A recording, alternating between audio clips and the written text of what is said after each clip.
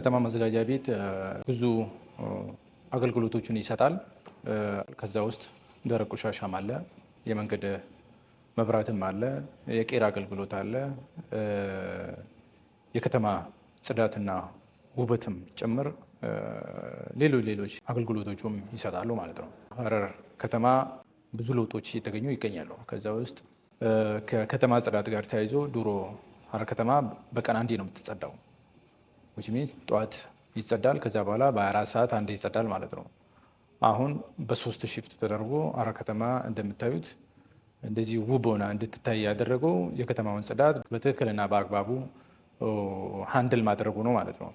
ሌላ ደግሞ ከደረቅ ቆሻሻ አያያዝና አወጋገድ ጋር ተያይዞ ያለው ቆሻሻ ሪሳይክል ማድረግና ለሌላ አገልግሎቶች ማዋል በሚል የተጀመሩ ኢኒሼቲቮች አሉ። ከዛ አንጻር አንድም ሃይላንድ ከዚህ ወጥቶ ሳኒተሪ ላንድ ፊል ላይ እንዳይሄድ የተደረገበት ሁኔታዎች አሉ። በዛም ከስራ ዕድል ፈጠራ አንጻር ብዙ አበረታች ለውጦች የታዩበትና ለብዙ እናቶች ስራ ዕድል የፈጠረላቸውና በዛው ራሳቸውን የቻሉበት ሁኔታዎች ተፈጥሯል ማለት ነው።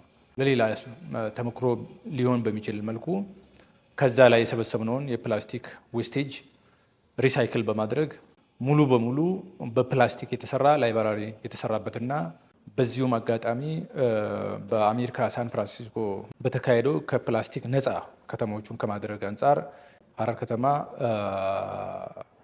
ተሸልማለች ማለት ነው። Collect the plastic, which is processed locally into building materials that are used for public projects, including a new public library.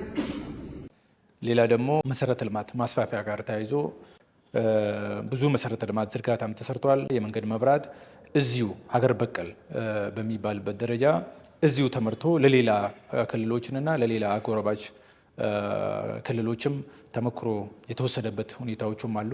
ብዙ የመሰረተ ልማት ስራዎች እየተስፋፉን ያሉት መናፈሻም ኑር ፕላዛም የሰራንበትና ለህብረተሰቡ አገልግሎት ክፍት ሆኖ ህብረተሰባችንን መጥቶ የሚዝናናበት አባድር ፕላዛም ኦልሞስት አሁን ያለቀበትና ሁለተኛ ፌዝ የተጀመረበት ሁኔታዎች አሉ። ይሄ ደግሞ ህብረተሰባችንን የሚዝናናበት ቦታዎቹን ከማስፋፋት አንጻር ብዙ አበረታች ስራዎችን እየሰራን ያለ ነው።